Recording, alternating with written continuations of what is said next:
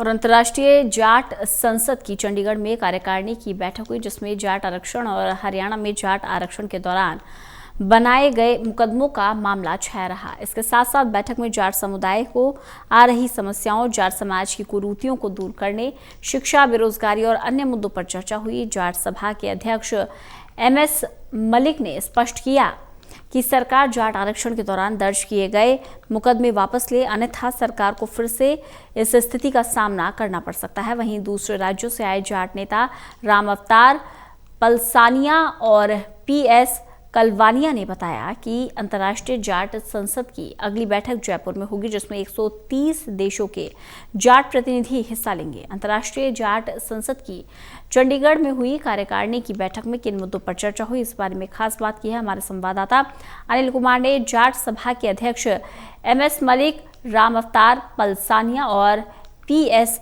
कलवानिया से।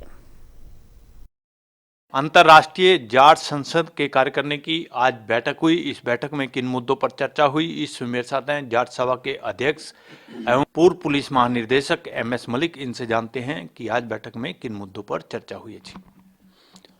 आज की बैठक के मुख्य बिंदु जाट समुदाय के अंदर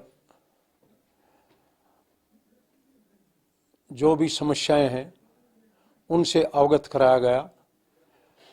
जाट समुदाय की विशेष तौर से देश के उत्तरी भाग में जाट समुदाय के आरक्षण का मुद्दा है, और क्योंकि आप यहाँ हरियाणा की राजधानी चंडीगढ़ में बैठे हुए हैं, उसके इसी संबंध में पिछली बार इस आरक्षण के मुद्दे पर बहुत सी तकरीबन 32 मासूम जानें चली गई थी। जाटों के जवान लड़के शहीद हुए थे और सरकार ने उस टाइम वायदा किया था कि इनको एक के घर में नौकरी और कंपनसेशन मुआवजा दिया जाएगा, और आरक्षण के ऊपर भी सरकार विचार करेगी। जितने भी मुकदमे हैं वापस किए जाएंगे। इस संबंध में सरकार के वायदे अधूरे हैं और अभी तक मुकदमे वापस नहीं हुए। हमारा सरकार से पुरजोर अनुरोध है कि मुकदमे वापस किए जाएं, अदरवाइज सरकार को पुनः इसी किस्म की स्थिति से सामना किया जा सकता है। इसके साथ साथ आज की मीटिंग के अन्य बिंदु, राजस्थान से हमारे साथ 2 अजीज यहाँ विराजमान हैं, आए हुए हैं, और वो द्वितीय जाट सांसद, अंतर्राष्ट्रीय जाट संसद, क्योंकि जयपुर में मार्च के अंतिम सप्ताह में होने वाली है, उसके बारे में अपना यहाँ पर विस्तृत में वर्णन ये करेंगे, जिसमें श्री राम अवतार पलसानिया जी और श्री PS कलवानिया जी शामिल हैं। ये दोनों यहाँ मौजूद हैं। और मुख्य मुद्दा है कि ये यहाँ चंडीगढ़ के आसपास इलाकों से ये निवेदन भी करना चाहते हैं कि समाज के तमाम लोग, ज़्यादा से ज़्यादा लोग इस द्वितीय जाट संसद के अंदर वहाँ हाजिर हों। इस समय मेरे साथ राजस्थान से भी जाट नेता आए हैं। इनसे जानते हैं कि इस बैठक का उद्देश्य क्या है। जी, इस बैठक का उद्देश्य 1 मार्च 2022 में जाट संसद का द्वितीय सत्र प्रस्तावित है, और उस प्रस्तावित सत्र के अंदर दुनिया भर के 130 देशों से जाट समाज के प्रतिनिधि आ रहे हैं।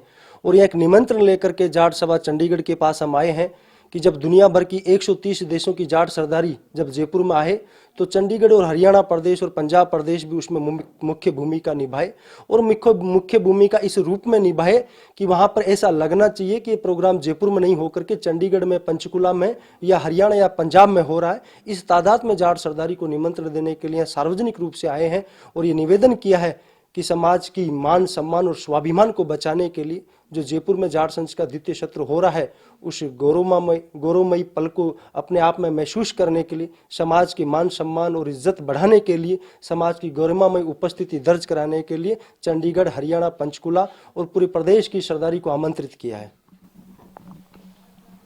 मेरे साथ जाट नेता और भी हैं, PS कलवानिया। इनसे जानते हैं कि जयपुर में होने वाला अगला सत्र कब होगा और उसमें क्या रूपरेखा बनाई जाएगी। जी, जयपुर के अंदर जो कार्यक्रम होगा वो मार्च 2022 में प्रस्तावित है। उसके कई कारण, एक तो जगह की जो परमिशन है वो भी एक ऐसी जगह है जिसके अंदर जिस तरह पिछला कार्यक्रम हमने विज्ञान भवन में किया तो कौम और बिरादरी का मान बढ़ा, उसी तरीके से जयपुर की वो जगह है, उसके लिए हमने सरकार से परमिशन के लिए लेटर फॉरवर्ड कर रखा है। जैसे ही वहाँ से परमिशन आ जाएगी हम बिरादरी को सोशल मीडिया के माध्यम से और जहाँ जहाँ हम जा रहे हैं वहाँ सूचना टेलीफोन के माध्यम से और इन्विटेशन लेटर के माध्यम से हम भिजवा देंगे। रही बात इसके उद्देश्य और लक्ष्य, हमारा काम है बिरादरी को जागरूक करना और उसके 5 टॉपिक्स हमने लिए हैं।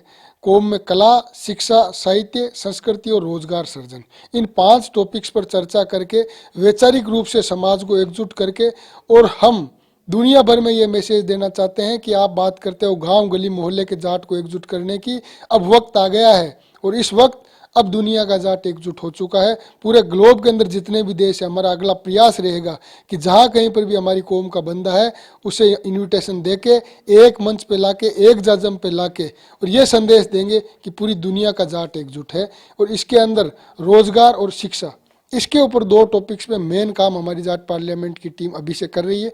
और एक तीसरी चीज़ है जिसके ऊपर बहुत सख्त ज़रूरत है, वो है हिस्ट्री का डिजिटलाइजेशन करना। इतिहास के जो महापुरुष हैं हमारी कौम के, उन महापुरुषों के इतिहास पर शॉर्ट फिल्म, टेलीफिल्म और डॉक्यूमेंट्री फिल्म के माध्यम से उन पर वो काम किया जाए और युवा पीढ़ी में जागरूक किया जाए, उनकी हिस्ट्री को युवा पीढ़ी को बताया जाए। क्योंकि अभी की जो सरकारें हैं वो सरकारें पता नहीं किन किन महापुरुषों को ये लेके आ गई जिनका हिस्ट्री के अंदर कोई लेना देना नहीं था, आज़ादी के आंदोलन में जिनका लेना देना नहीं था, उनको तो ये माफी वीरों को महान बता रहे हैं। और दीनबंधु चौधरी छोटू राम जी हो या ताऊ देवीलाल जी हो, चाहे चौधरी चरण सिंह जी हो, इनके इतिहास को मिटाया जा रहा। महाराजा सूरजमल का स्मारक हमारी मांग है कि जो नई दिल्ली के अंदर जो सेंट्रल विस्टा प्रोजेक्ट बन रहा है उसके अंदर महाराजा सूरजमल का स्मारक भी लगना चाहिए।